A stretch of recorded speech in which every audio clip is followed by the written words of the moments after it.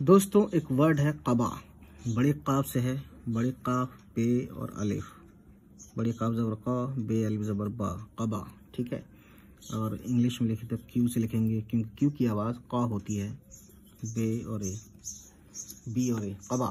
कबा का मतलब होता है सऊदी अरब में जो कुर्ता पहनते हैं दोस्तों, पैरों के नीचे यहाँ मान लो पैर है, ठीक है, तो उसे कबा बोलते हैं।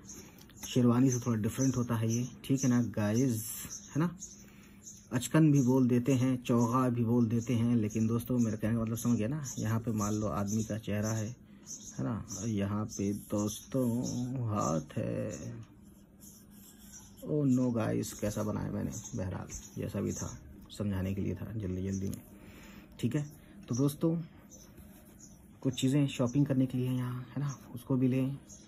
ये डोम्स चाहिए, ये लीजिए, है ना। माइक्रोफोन चाहिए तो माइक्रोफोन खरीद सकते हैं आप वहाँ से, फ्लिपकार्ट से। तो दोस्तों आज की कहानी इतनी ही, और भी ऐसे ही वर्ड्स की जानकारी लेने के लिए हमारे चैनल को सब्सक्राइब करें जिसका नाम है उर्दू विज़िया। चलिए मिलते हैं, बाय बाय, टेक केयर, खुदा हाफिज़।